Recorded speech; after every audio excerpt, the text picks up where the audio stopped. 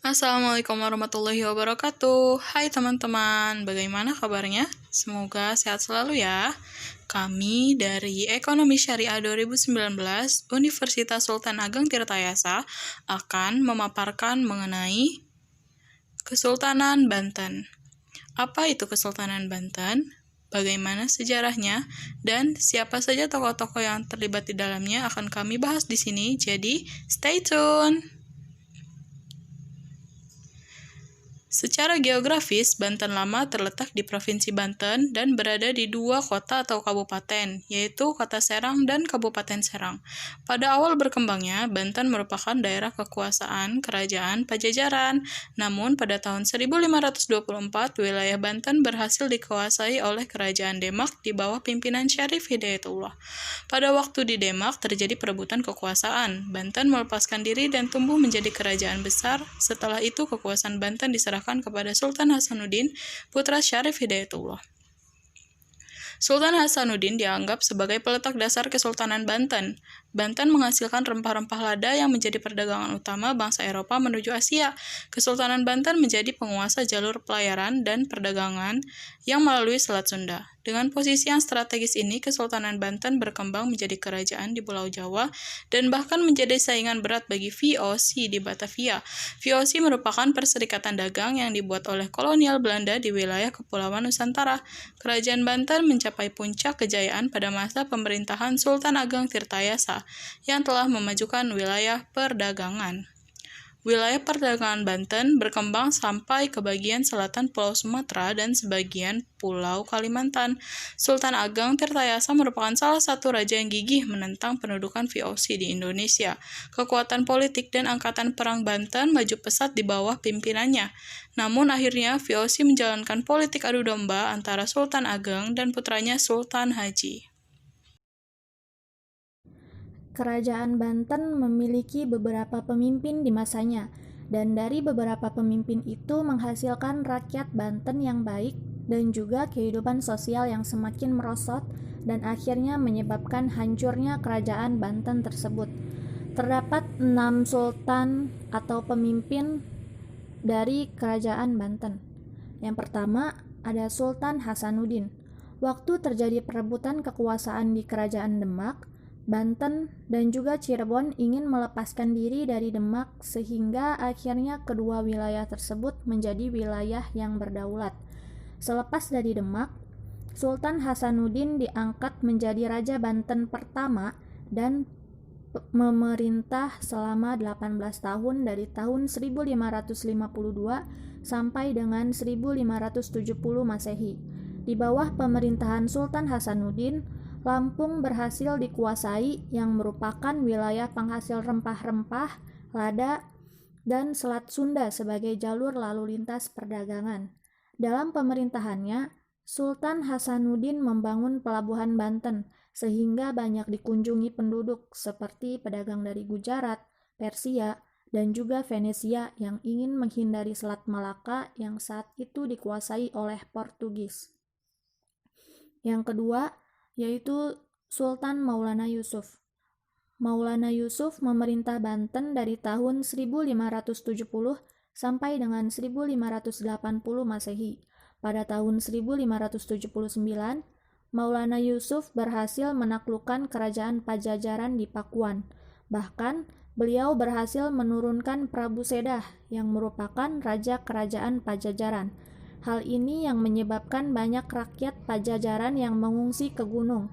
Keturunan rakyat Pajajaran kala itu masih bisa kita lihat sebagai suku Baduy. Yang ketiga yaitu Sultan Maulana Muhammad. Setelah wafatnya Sultan Maulana Yusuf, tahta kerajaan Banten diduduki oleh anaknya, yakni Sultan Maulana Muhammad. Namun, saat beliau naik tahta, masih dalam usia belia, yakni 9 tahun, sehingga tahta kerajaan dipegang oleh Mangkubumi Jayanegara hingga beliau berusia cukup dewasa, yakni 16 tahun. Saat pemerintahan Sultan Maulana Muhammad, kerajaan Banten menggempur Kesultanan Palembang yang didirikan oleh Ki Gendeng Sure. Ki Gendeng Sure sendiri masih keturunan Kesultanan Demak sehingga Kerajaan Banten yang juga merupakan keturunan Demak. Yang keempat yaitu Pangeran Ratu. Pangeran Ratu yang saat itu masih berumur 5 bulan, akhirnya menjadi Sultan Banten keempat tahun 1596 sampai dengan 1651. Sementara menunggu pangeran dewasa, pemerintahan dijalankan oleh Mangkubumi Rana Manggala. Pada waktu tersebut, Belanda yang dipimpin oleh Cornelis de Houtman mendarat di Banten tanggal 22 Juni 1596. Pangeran Ratu lalu mendapat gelar Kanjeng Ratu Banten. Yang kelima yaitu Sultan Ageng Tirtayasa.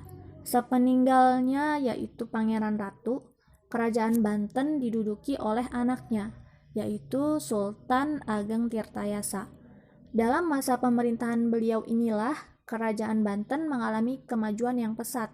Bahkan, Kerajaan Banten menjalin hubungan dengan negara luar seperti Mogul dan Turki. Dan yang terakhir yaitu Sultan Abdul Nasar. Raja terakhir Kerajaan Banten yaitu Sultan Abdul Nasar. Selama masa pemerintahan, beliau masih bersikukuh tidak mau bekerja sama dengan Belanda. Sayangnya, kekuasaan Belanda semakin kuat. Alhasil, Kerajaan Banten menjadi Lalu, selanjutnya adalah masa keruntuhan Kesultanan Banten.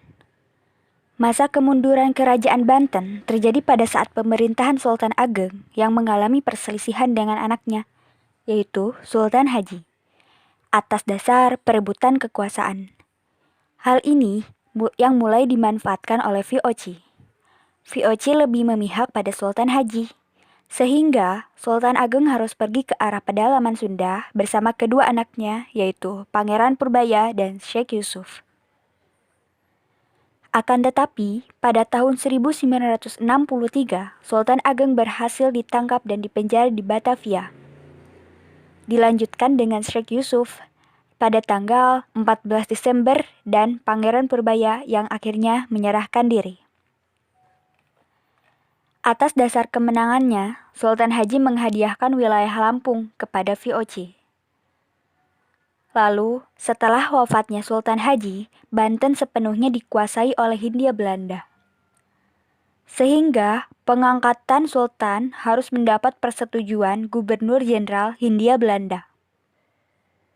Akhirnya, Sultan Abu Fadl Muhammad Yahya dipilih sebagai pengganti Sultan Haji. Kemudian, digantikan lagi oleh Sultan Abdul Muhsin Muhammad Zainal Abidin. Selanjutnya, ada peninggalan Kesultanan Banten. Pada masa kepemimpinan yang lebih dari 3 abad, Kerajaan Banten memiliki beberapa bukti peninggalan yang menjadi kunci sejarah kejayaan terdahulu, seperti Masjid Agung Banten.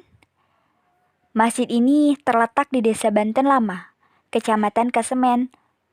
Keunikan yang dimilikinya ialah bentuk menara yang mirip seperti mercusuar, dan bagian atap masjid memiliki mirip seperti pagoda, serta pada bagian kanan dan kiri terdapat serambi dan makam Kesultanan Banten serta keluarganya.